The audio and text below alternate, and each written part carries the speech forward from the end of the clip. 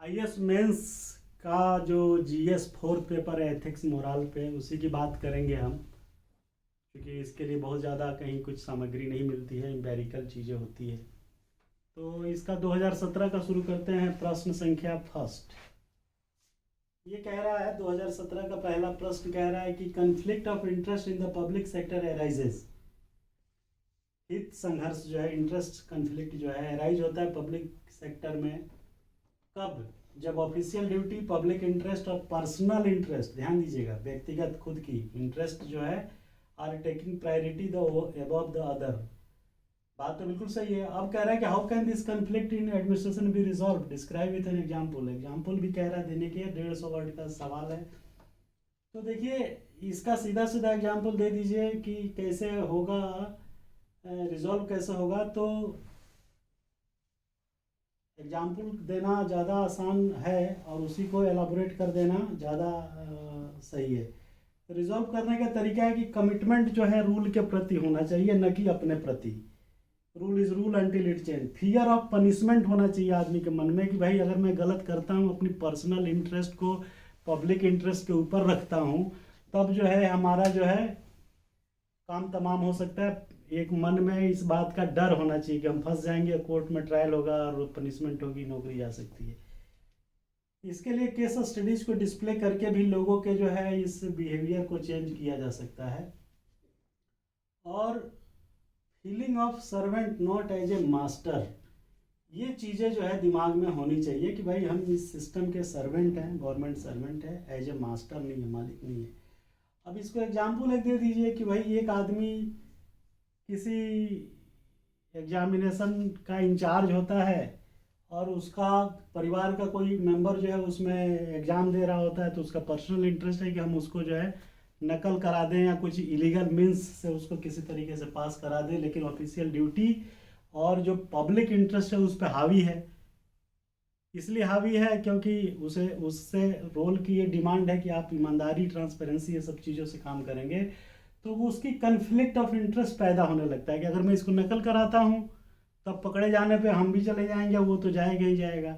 और दूसरा कि अगर नहीं कराता हूँ तो यार मेरी जो अपनी एक एथिकल लाइबिलिटी है, झुकाव है अपने परिवार के, अपने बच्चे के प्रति, वो जो है मीट आउट नहीं हो रहा था, तो ये इंटरेस्ट कन्फ्लिक्ट कर रहा है। तो आप जो है अगर ऐसा करते हैं तब प्रॉब्लम आएगी, नहीं करते हैं तो आपको थोड़ा बहुत मन ही मन जो है ग्लानी टाइप का कि अरे फेल हो गया, वो आगे घर पे कहेगा कि आपने मेरी हेल्प नहीं की। तो आप ध्यान दीजिए, आप इन सब बाकी कुतर्कों से या बाकी सारी एक्टिविटीज़ को छोड़ दीजिए और जो आपकी डिमांड है आप वो पूरा करिए बस।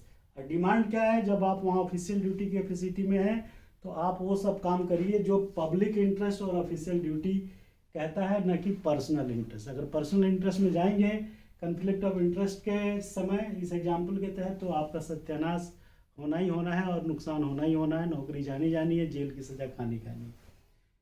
इसमें दूसरा सवाल देखिए, कह रहा है कि हाँ, examine the relevance of the following in the context of civil services.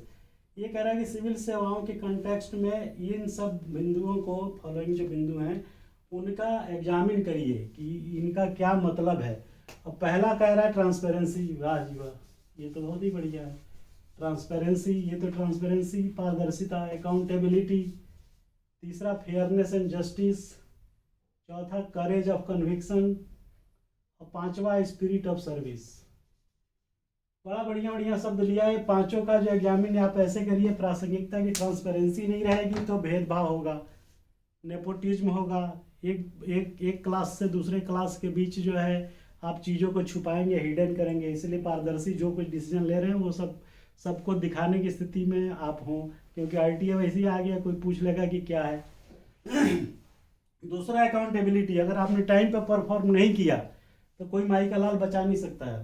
Perform और पे रिश्ते, अकाउंटेबिलिटी आपकी है, एमओयू आपने साइन किया है, तो आपको जो है वो ड्यूटी पूरी करनी है कि किस तरीके से ये टाइम पे हमारी जवाबदेही है कि ये काम पूरा हो। तीसरा फेयरनेस एंड जस्टिस।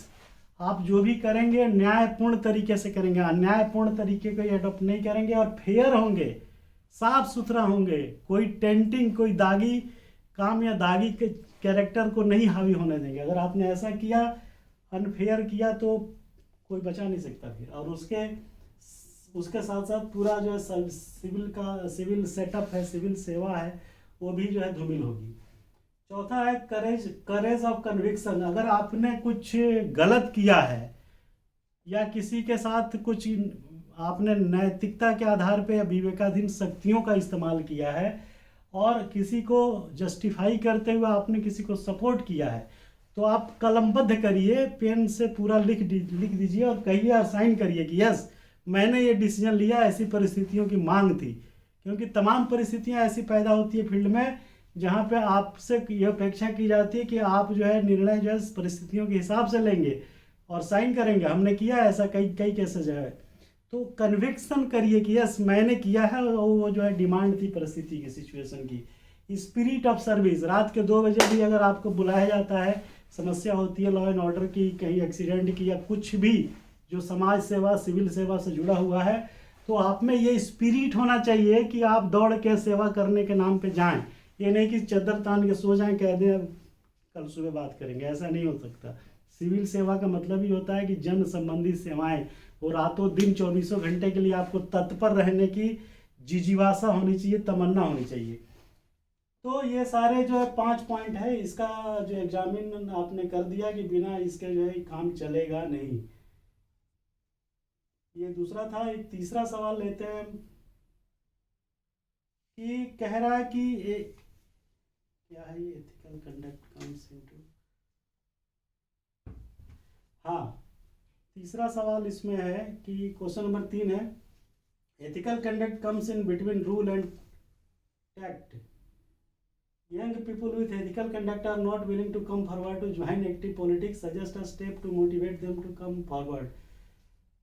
बड़ा परसेप्टिव और बड़ा ही सब्जेक्टिव क्वेश्चन है ये तो मुझे लगता है कि क्वेश्चन बनाने वाले को भी कहा जाए कि भाई कौन सा तरीका अडॉप्ट किया जाए, तो बड़ा अलग अलग तरीके लोग बताएंगे।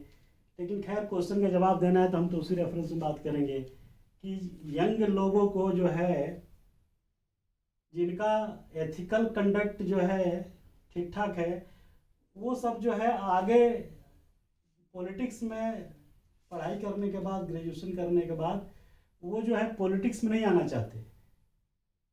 ये कह रहा है कि इसका मतलब जिनका एथिकल कंडक्ट थोड़ा पुअर है वही आते हैं, वही लोग लीड करते हैं। तो कह रहा है कि ऐसा कुछ सजेशन दीजिए जिससे जो है एथिकल कंडक्ट वाले लड़के जो हैं, बच्चे बच्चियां जो हैं, सिविल सेवा की तरफ आए। सुझाव नंबर 1 कि आप उनको कोई निश्चित धनराशि है जो वेतन देना शुरू करिए, ऐसा कुछ प्रोविज़न करिए। पार्टी, पॉलिटिकल पार्टीज जो है कुछ ऐसा करें, बढ़िया है। नए लोग रिक्रूट करें, वही ऑर्गेनाइजेशन चलाएंगे।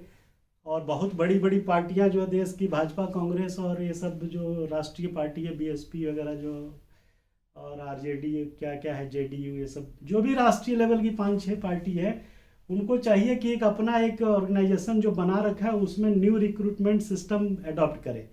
न्यू रिक्रूटमेंट सिस्टम जैसे कॉरपोरेट घराने बड़ी बड़ी कंपनी चलाते हैं, तो उसमें new assistant engineer, assistant manager recruit करते हैं। इसी तरीके से उनको भी चाहिए कि वेतन के आधार पर अच्छे लोगों की भर्ती करें जो ऑर्गेनाइजेशन को चलाएं और आगे चल के पॉलिटिकल करियर को अपना जो है रास्ता चुने।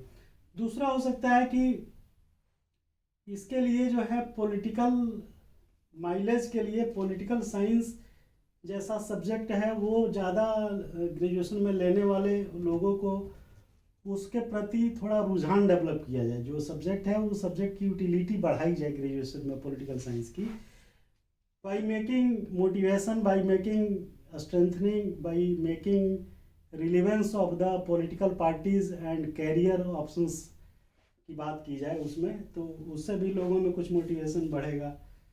और सबसे बड़ी बात कि नेशनलिज्म और पेट्रियोटिज्म की भावनाएं जो हैं उनमें कूट कूट के भरी जाए। कैसे भरी जाएगी, ये सारा काम ग्रेजुएशन लेवल पे ही हो सकता है कॉलेज में, और वहाँ से एक कैरियर प्रोग्राम इसके तरफ चलाया जाए कि भाई पॉलिटिकल फील्ड में भी आप जो है मास्टर बन सकते हैं, और ये मास्टर बन करके आप देश के साथ साथ जो है दुनिया पे के रेफरेंस में एक कैरियर बना सकते हैं, जैसे इकोनॉमिक फैक्टर्स चीज़ों में करते हैं या और भी गतिविधियों में, म्यूजिक में कैरियर बनाते हैं।